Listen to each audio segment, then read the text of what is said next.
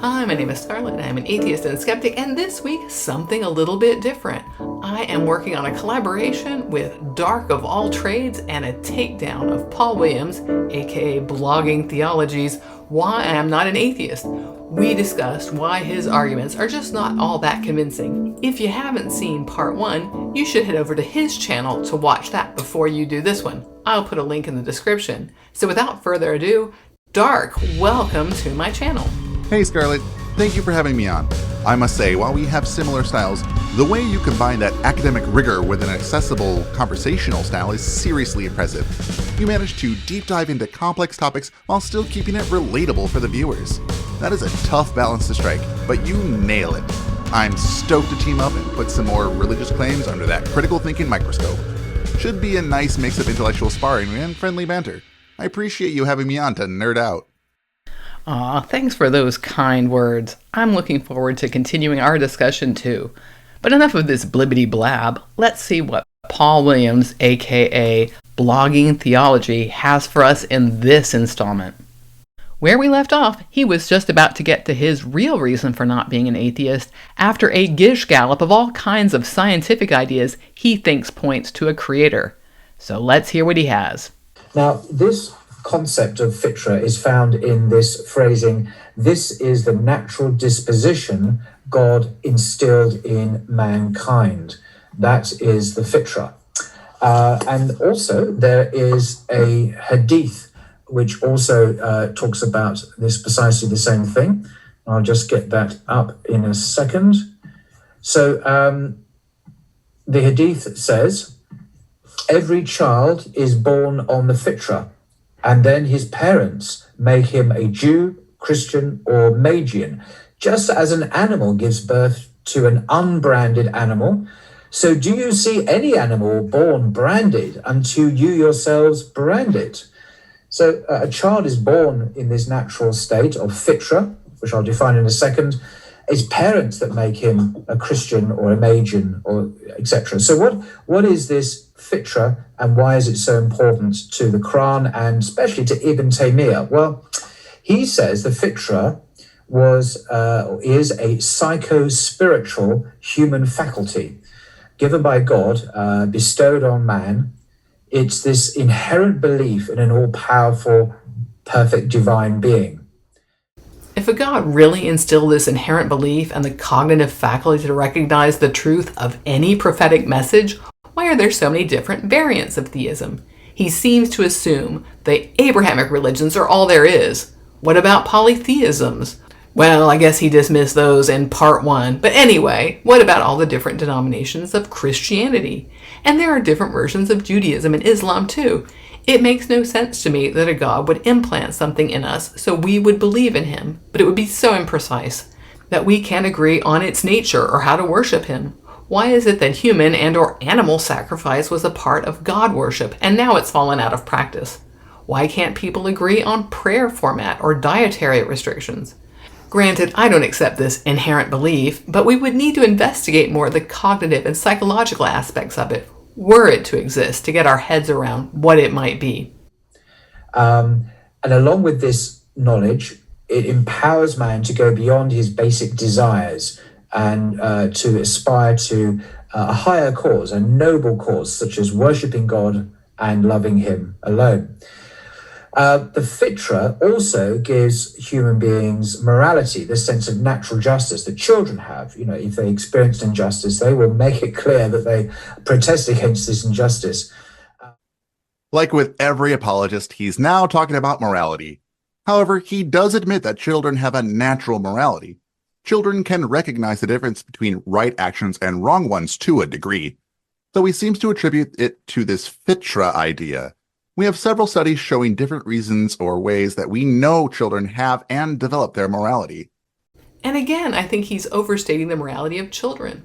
It's true that they recognize fairness and they show empathy when someone else is hurt, but they also have to be taught to share, not to take each other's toys, not to lie or hit another child when angry. It's not like they are born naturally knowing how to interact with others, and there are societal differences among children from different cultures and communities too. Along with that, human beings have evolved social behaviors that promote group cohesion and survival. Morality, including empathy and fairness, is a product of these evolutionary processes. Along with many others, Jonathan Haidt has a good one where he discusses how moral behavior has evolved to enhance group survival and cooperation. Research in developmental psychology shows that even very young children have an understanding of fairness and empathy, suggesting that moral intuitions are innate rather than solely taught. Paul Bloom wrote a book exploring how babies and young children display rudimentary forms of moral reasoning, suggesting an inherent basis for morality. According to social learning theory, children learn moral behavior through interaction in their environment and socialization processes, including family, culture, and peer influence. Albert Bandura outlined how children acquire behaviors and norms through observing and imitating others, emphasizing the role of social context in moral development. And it naturally inclines human beings, or all human beings, towards the truth and towards noble virtues. Now, Ibn Taymiyyah also said, and he really massively enriched and expanded this whole concept of the Fitra, which existed before him in the Quran and Sunnah and was discussed by other theologians, but he hugely discussed it and expanded the understanding, perhaps more than any other Islamic theologian ever. For him, the Fitra was a cognitive faculty, able to recognize the truth of any prophetic message and receive the light of God's revelation. And it was This sounds a lot like some form of the Calvinists and later Roman Catholics' sensus divinatus, or sense of divinity. This, in very short description, is the postulated human sense that gives humans knowledge of God, instead of knowledge of the environment. John Calvin believed that the sensus divinatus can be experienced in three ways: conscious, beauty, and intellectual ability. So what about this Fitra? Should we take it seriously? I, for one, think some of this is bull. How many prophetic messages, and please hear those quotes around them heavy and as if bolden and italicized, turned out to be wrong. There have been so many end times prophecies. There's a whole wiki page on that with links out to the individual pages. Exactly. The claim that humans have an innate cognitive faculty, or Fitra, specifically designed to recognize prophetic messages, lacks empirical support. One is the empirical evidence demonstrating the existence of Fitra. Psychological and cognitive science has extensively studied human faculties, and no such distinct mechanism has been identified. Our brains are wired to detect patterns and seek meaning, which can lead to interpreting various messages as prophetic without any divine basis. Consider the Barnum effect, where people see personal truths in vague statements, e.g. horoscopes or fortune cookies. If Fitra were real, it should distinguish genuine prophecy from these common psychological phenomena. Since it does not, Fitra might just be another cognitive bias. I like that fortune cookie idea. Although recently all my fortune cookies had were aphorisms like, "Success comes after hard work." Thanks, fortune cookie monkey. There's also the Texas sharpshooter fallacy, when people ignore their misses and count their hits. So let's say you have premonitions about various events in your life. Getting into an accident, someone calling you, something happening around you, like dropping an object. If the event occurs, you chalk it up to being clairvoyant. And if it doesn't, you don't remember that you had the premonition at all. And there are psychological studies showing that people do this. One of the great lessons of cognitive psychology is that our thoughts and intuitions are not always true. They need to be examined. There is no clear objective method to distinguish between a prophetic message and one that merely appears prophetic due to its profound or enigmatic nature.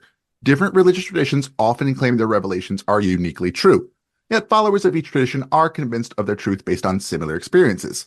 If Fitra were a reliable tool, it should lead to a consensus which revelations are genuine, yet it does not.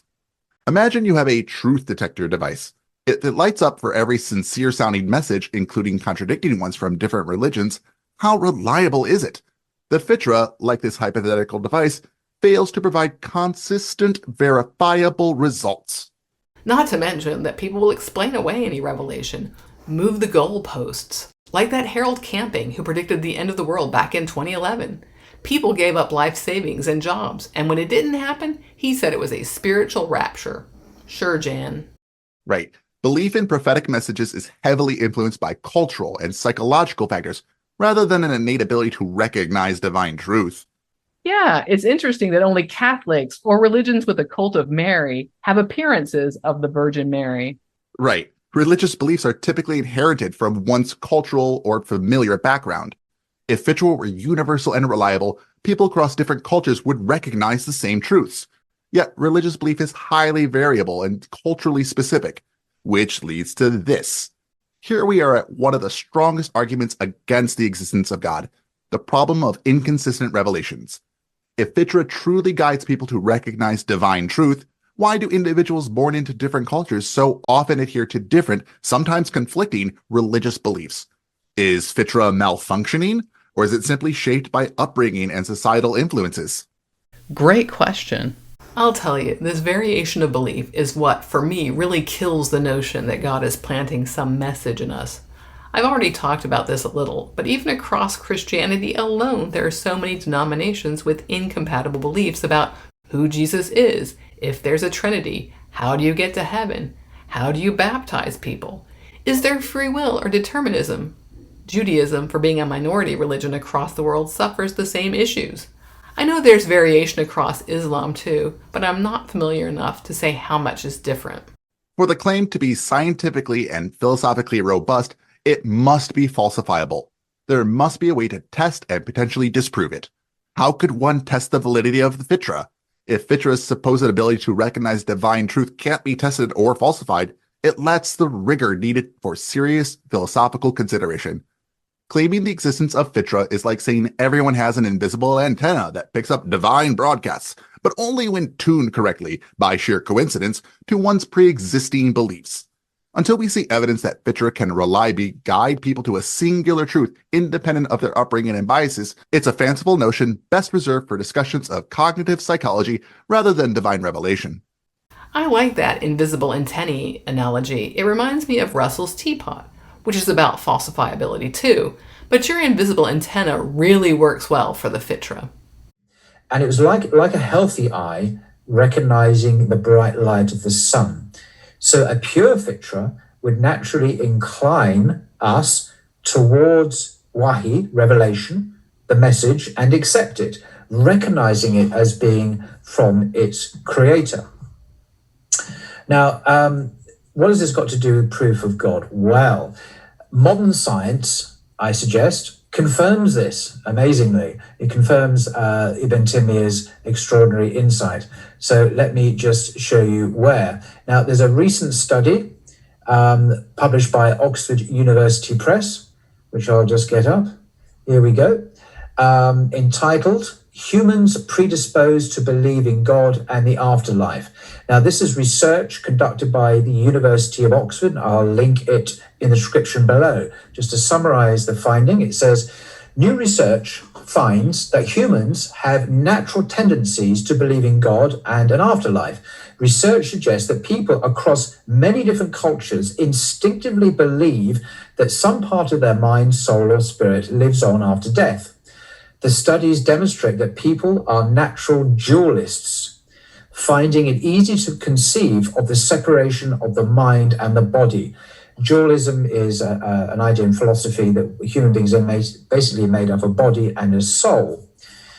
Now, for the fuller version of the story, I'll just briefly quote some further extracts. A 3-year international research project directed by 2 academics at the University of Oxford finds that humans have natural tendencies to believe in God and an afterlife. The Cognition, Religion and Theology project, led by Oxford, drew on research from a range of disciplines, including anthropology, psychology, philosophy and theology. They directed an international body of researchers conducting studies in 20 different countries that represented both traditionally religious and atheist societies. So they basically went to a representative sample across the world. Project Director Professor Roger Treek from University of Oxford said, this project suggests that religion is not just something for a peculiar few to do on Sundays instead of playing golf. We have gathered a body of evidence that suggests that religion is a common fact of human nature across different societies. This is the Fitra. This suggests that attempts to suppress religion are likely to be short-lived, as human thought seems to be rooted to religious concepts, such as the existence of supernatural agents or God or gods, and the possibility of an afterlife or pre-life. I know we let him go on a little bit there, but we thought it would be best to just let him lay out his understanding of the information. Finally, a scientific study that I can look into. If you're interested, I'll leave a link in the description below. Both Scarlett and I did read it. Oh boy, we did. Before we get into the points, I have to say, he doesn't establish that this is the Fitra. He just assumes it. And he's reading a synopsis of the research, not the research itself. And even in this summary, parts of the page actually contradict his conclusion. Just this summary, without going off looking at the original studies. All right, so here are what I think are the 7 main points for those of you who aren't going to read it. 1. The study led by academics at the University of Oxford involved 57 researchers conducting over 40 studies in 20 countries, finding that humans have a natural tendencies to believe in gods and an afterlife. 2. The project, named the Cognition, Religion, and Theology Project, drew on research from anthropology, psychology, philosophy, and theology to investigate whether beliefs in gods and an afterlife are taught or basic expressions of human nature. 3. Children as young as 3 demonstrate a predisposition to believing in an all-knowing supernatural agent and an afterlife, indicating a natural cognitive tendency towards religious concepts. 4. Religious beliefs and practices vary significantly across different cultures, suggesting that while humans have a general predisposition toward the supernatural, the specifics of religious beliefs are culturally constructed. 5. Both children and adults find it easier to conceive of supernatural agents and an afterlife due to cognitive dualism, where the mind is separated from the body rather than an innate ability to recognize divine truths. 6. Religion may persist in societies because it promotes social cooperation and cohesion, particularly in populations lacking strong social support networks. And 7. The researchers emphasize that the project does not aim to prove the existence of gods or validate religious beliefs as truth, highlighting that just because people find it easier to think in religious terms does not mean those beliefs are objectively true. In summary, the study provides evidence that beliefs in gods and an afterlife are natural aspects of human cognition and social structure, influenced by cultural context and cognitive processes. The study indicates that humans have natural tendencies to believe in gods and an afterlife, not necessarily a specific divine truth or prophetic messages. The study highlights that humans are predisposed to general beliefs in a god and an afterlife. This natural tendency does not equate an innate ability to discern specific religious truths or prophetic messages. Just because people are inclined to believe in some form of the supernatural doesn't validate the concept of Fitra as a precise tool for recognizing divine revelations. And if I can interject, the study seemed really focused on our cognitive faculties, what might be inclining us to supernatural beliefs, not if there is some God-placed deity censor in us. This abstract makes clear that our inclinations are not necessarily reflective of reality. They're simply a cognitive mechanism shared throughout humanity. Evolution might be the reason for it too, not something supernatural. Right. The study found that religious beliefs and practices vary significantly across cultures, suggesting that specific religious beliefs are influenced by cultural contexts rather than universal cognitive faculty. The research conducted across diverse cultures shows significant variability in religious beliefs, implying that while humans may have a general predisposition towards the supernatural, the specifics of these beliefs are culturally constructed. This cultural variability challenges the idea that Fitra is a universal innate faculty for recognizing specific prophetic messages, as one would expect more uniformity in belief if such a faculty existed. Yeah, and maybe if BT didn't think that our ability to recognize the truth of prophetic messages was part of the Fitra, we could associate it with this study. BT talks about people being born with this natural ability and then raised in a specific religion, and he only mentions Judaism, Christianity, and Islam. But there shouldn't be so much variation of practice. It's not like people have slight disagreements either. There are huge, massive theological ones. The study points out that children and adults find it easier to conceive of supernatural agents and an afterlife due to cognitive dualism, as I stated before, the separation of mind and body, rather than an innate ability to recognize divine truths. One of my questions on dualism is this a surprise that people might feel their minds and bodies are separate? Of course, we control some of our body, but we don't have conscious control over our heartbeat or digestion or whether we get sick.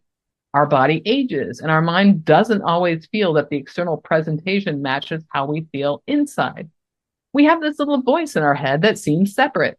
I mean, even as a skeptic, I understand how someone might believe in a soul, especially someone who doesn't poke into how our minds work, or how emotions are biochemical reactions. I feel like my body escapes me sometimes. It's aging and it gets sick, and my control over that is minimal. I have to say, I like the idea of the little voice in my head continuing on, even when my body decides to call it a life. And I'm pretty fascinated by stories about uploading your consciousness. Notably, there's a book and a show called Altered Carbon, which is pretty interesting. And on a humorous note, a show called Upload. But I guess I don't see the evidence that there is this separation, and I'm not convinced we could really upload our consciousness. Neuroscience research is pointing more and more to the mind and consciousness emerging out of our brain functions. And until I get something different, I'm leaning in that direction. I guess my point is, dualism is intuitive, to me at least, and I get why people believe in it. But where does the evidence actually point? Well, excellent points there. According to the study, the ease with which people, including young children, conceive of all-knowing agents and an afterlife stems from the natural cognitive dualism rather than the specialized cognitive faculty for recognizing divine truths, as I said before. This suggests that the belief in supernatural entities is a byproduct of our cognitive architecture rather than evidence of a Fitra designed to detect divine messages. I did poke around looking for some of the articles these researchers did. Emily Reed Burdett and Justin Barrett. They've been doing this research a long time. This synopsis that BT is reading from is from 2011, but they started their study long before and have continued since. My first comment on this is, just because children think that their parent or God are all-knowing, and keep in mind, part of the research is about children thinking adults are all-knowing, that doesn't mean that this is the Fitra. It's one thing to say children have a developmental phase in which they can't grasp that adults are limited beings, and another to say, this is the feeling of God the Creator planted at them. According to the research, at age 3, children thought mom and God would know the contents of a container. At age 4, they start to realize mom is not all-knowing. So just from my dumb outsider point of view, what I see is another phase of children learning about other humans, self-differentiation, understanding who the parent is, etc. By the way, the 4-year-old continued thinking that God was all-knowing.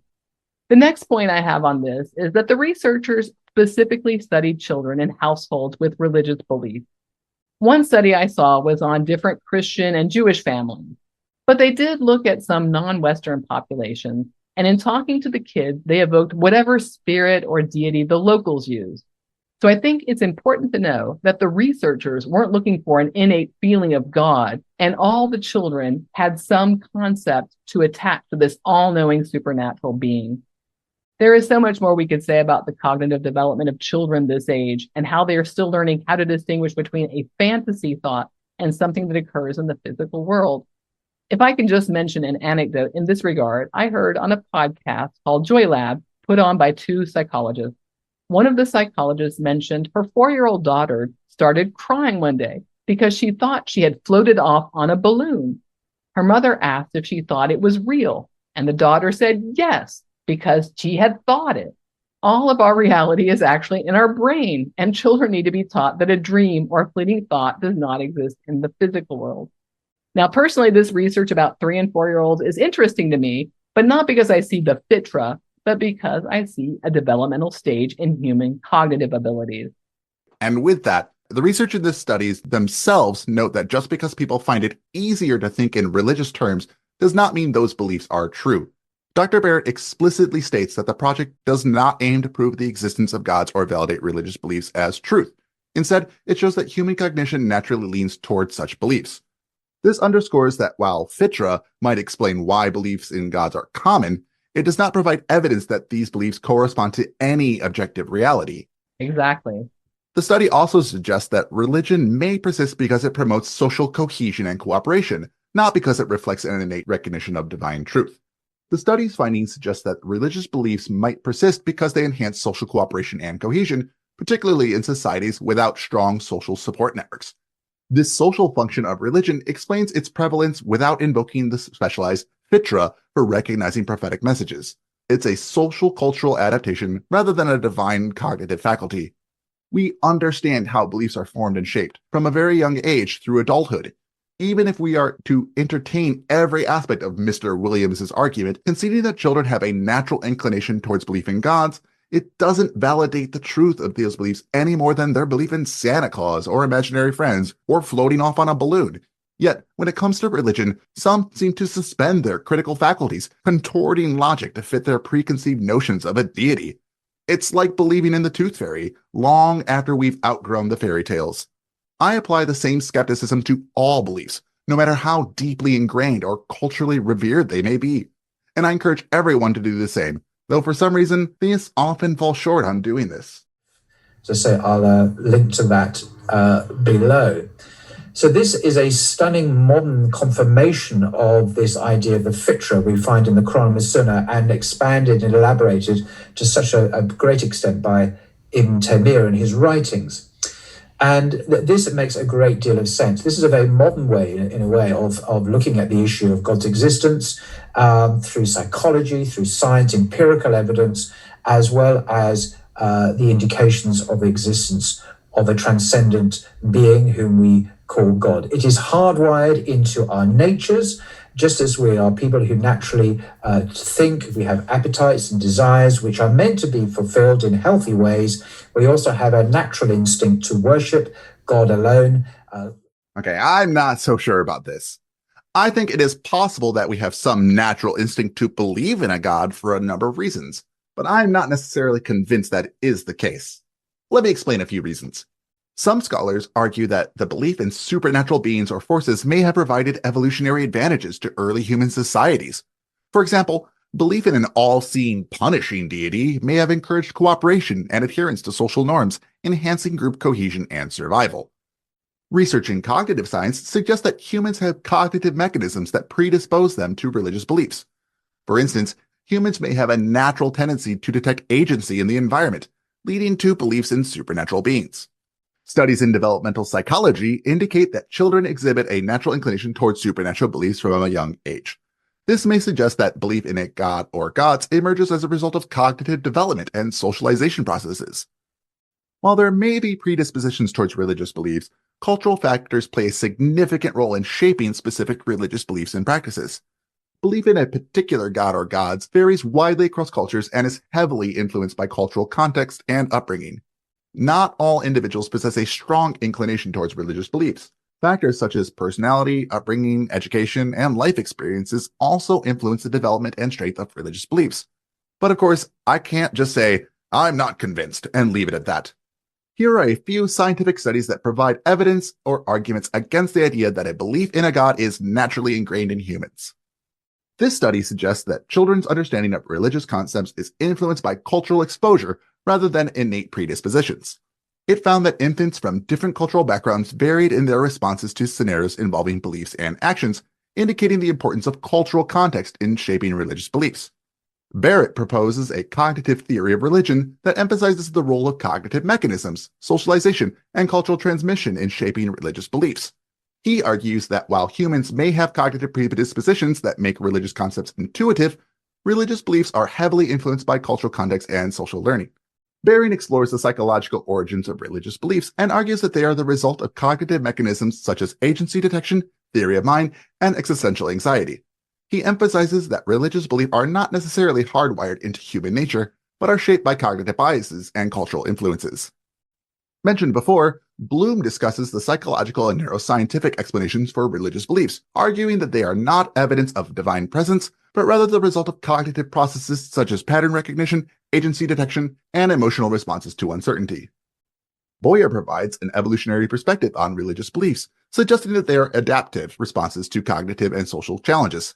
He argues that while humans may have cognitive predispositions that make religious concepts appealing, religious beliefs are culturally transmitted and vary widely across cultures. My main problem with BT here is that he is really overstating what the research he pretends to rely on is stating.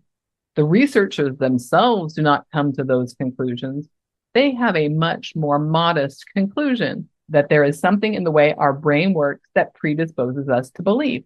And again, they say that just because we think something, that doesn't make it true. But BT flits right past that. He's so busy looking for the juicy cherries He doesn't see other parts of the summary he's reading from. This is part of our nature. Atheism, then, is a denial of our human nature. Actually, it cuts across what it is to be human at the end of the day.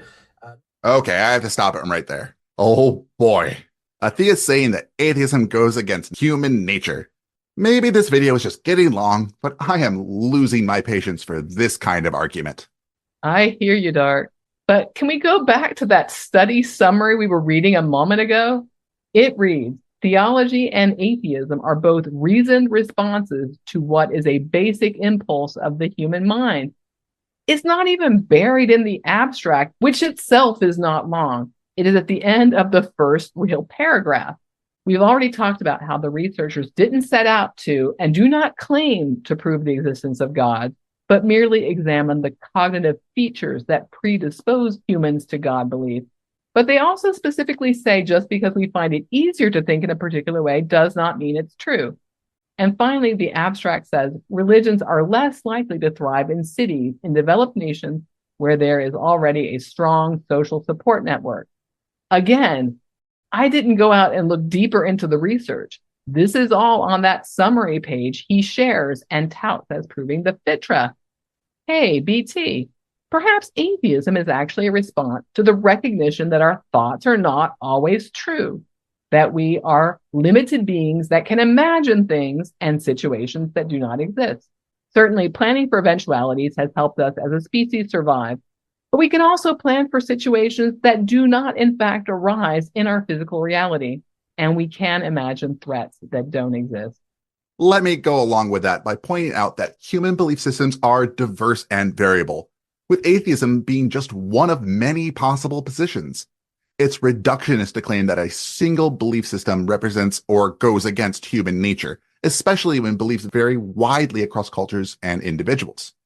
How about the role of cultural and social factors in shaping religious and non-religious beliefs? Atheism is often influenced by critical thinking, skepticism, and exposure to secular philosophies, rather than being a rejection of innate human tendencies.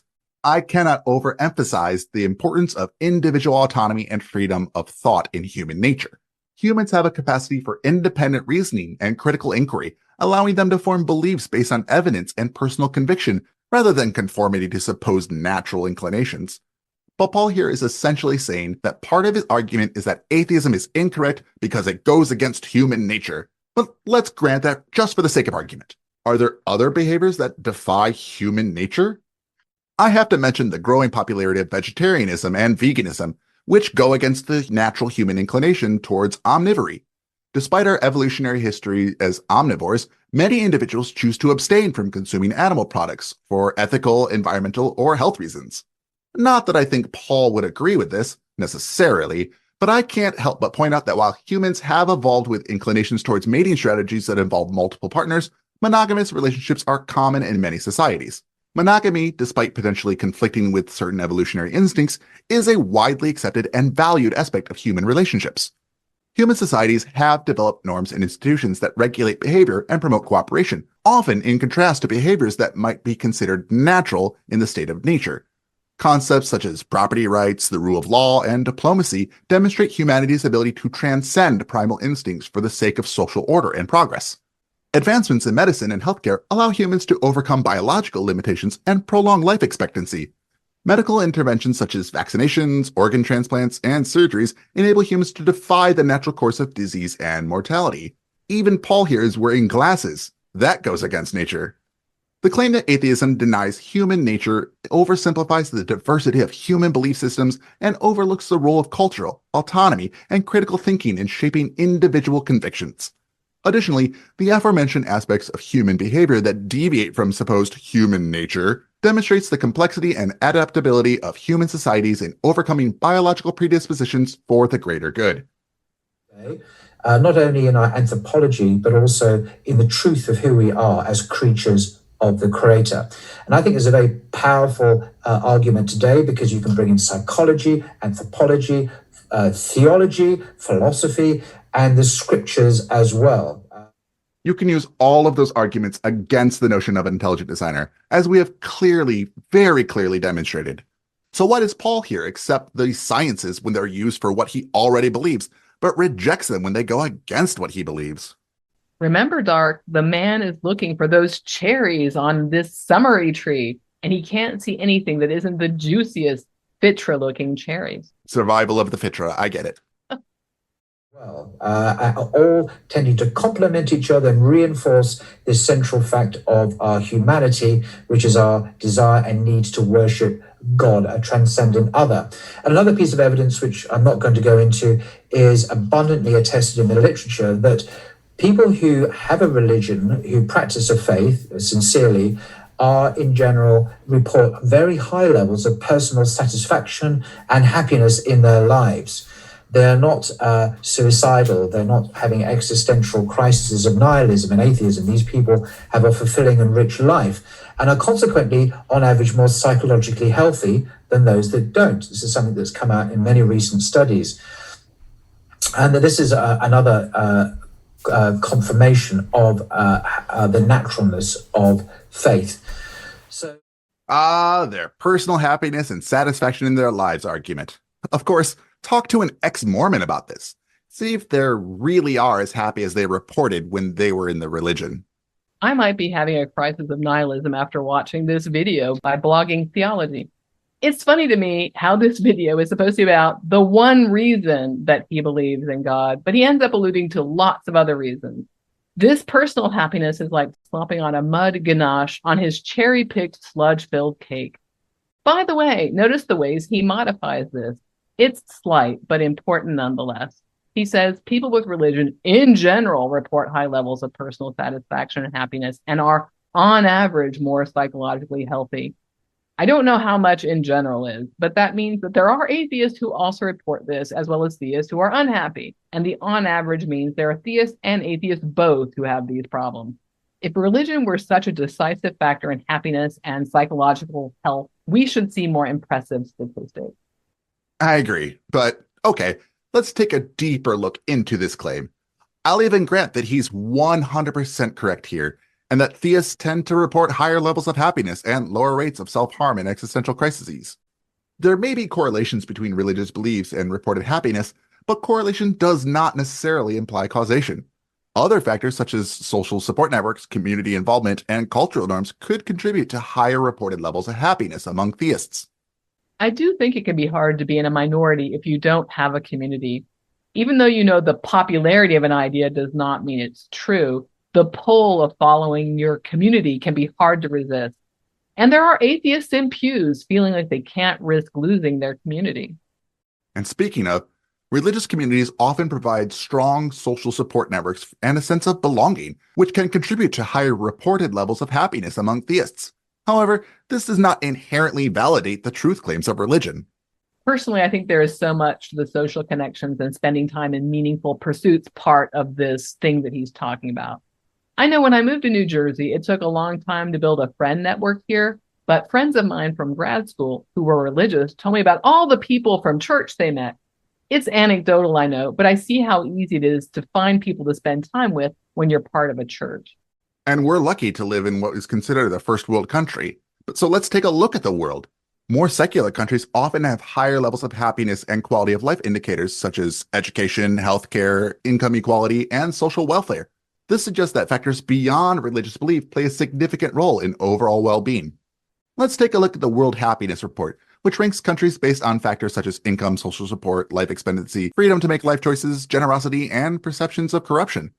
As of 2023, countries like Denmark, Finland, and Sweden, known for their high levels of secularism, consistently rank among the happiest nations. In fact, the only country in the top 10 even remotely religious is Israel. And I'm not going to get into it, but from what I understand, life isn't so great there right now. Yeah, you said it.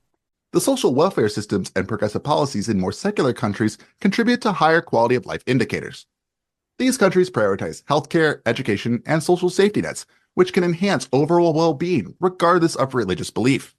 And to repeat a point from that summary we were talking about that BT brings up, religion tended not to thrive in cities in developed countries with good social support. Exactly. And I will have to challenge the assertion that atheism specifically leads to nihilism, as many atheists find meaning, purpose, and fulfillment in secular philosophies, ethical frameworks, and humanistic values like myself. Secular societies often emphasize individual autonomy, critical thinking, and social responsibility as sources of meaning and fulfillment. So while it may be true that theists may report higher levels of happiness and satisfaction, this does not necessarily provide evidence for the truth of religious beliefs. Factors such as social support, community involvement, and cultural norms contribute to reported happiness levels among theists. Additionally, evidence from more secular countries suggests that secularism is compatible with high levels of happiness and quality of life, challenging the notion that religious belief is a prerequisite for personal well-being. So I find that for modern man in our current situation, I think exploring this whole idea of the Fitra as corroborated by science, leading to a fulfilled and happy life now, but also pointing beyond ourselves to the Akira, to the hereafter as well, is an excellent way of exploring belief in God. And I find that a very rich and compelling reason why I am not an atheist. Until next time.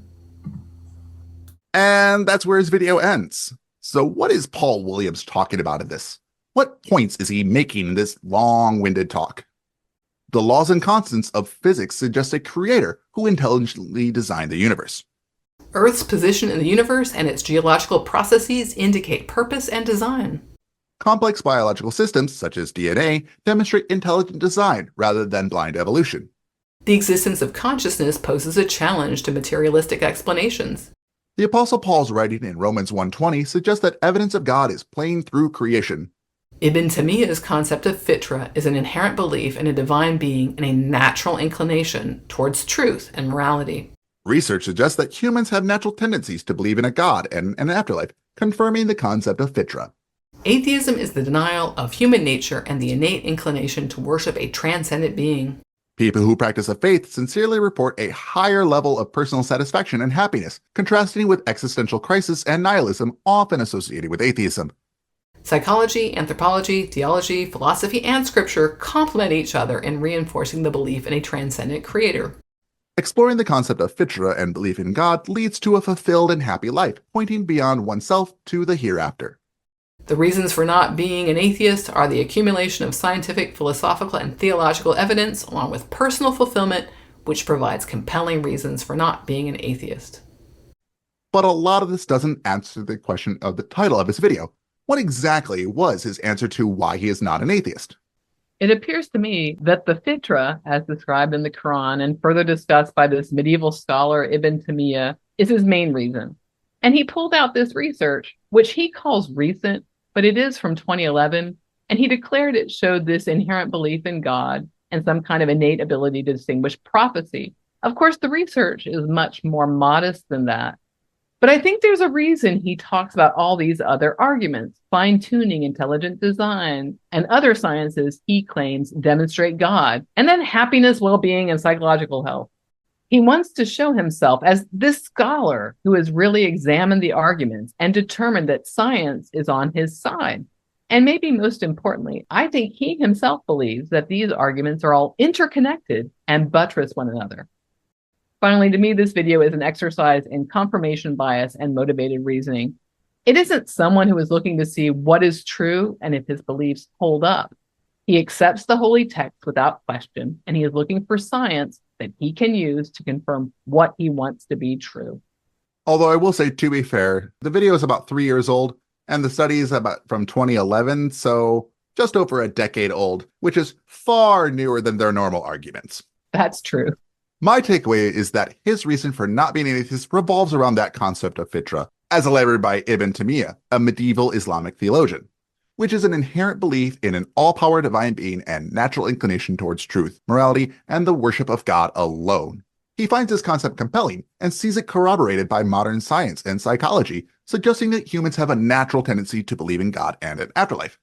Additionally, he notes that sincere faith leads to higher levels of personal satisfaction, happiness, and psychological health, contrasting with the existential crisis and nihilism often associated with atheism, as I said. Therefore, his belief in the concept of Fitra, reinforced by scientific and psychological evidence, leads him to reject atheism and affirm belief in a transcendent creator. Put very simply, He thinks people naturally believe in a god, and this is reinforced by what seems to be natural benefits of believing in a god. That sounds about right. And with that, we made it through. This is one of the longest videos I've done, but it was worth it.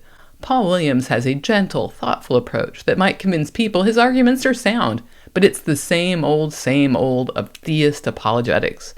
So Dark, how would you rate this video? I give this video a whole 8 facepalming Jesuses out of 10 for presupposing a lot of things and ignoring the rest of the study he used to try to defend his belief, only because of something so small as to go against exactly what he believes. That's a lot of face-palming Jesuses. I like that rating system. This has been such a great time collaborating with you, Dark. Where can people find you, and how can they support you? Thanks again for having me on today. This was a really good time. It was great getting your thoughts on these issues and seeing how they relate to mine, and your tactics just wonderful to see. If people like my style, they can find it here on the YouTubes at my channel name, Dark of All Trades. If people really like what I do, they can do my version of Buy Me a Coffee at patreon.com/darkofalltrades. Great! And so, YouTube audience, did anything strike you as you were listening to Dark's and my discussion on blogging theology's reasons for not being an atheist? What do you think of his proof for the Fitra? Put it in the comments below. And while you're down there, like, subscribe, and do all the YouTube stuff. And you might want to check out Dark's channel and do some YouTube stuffing for him.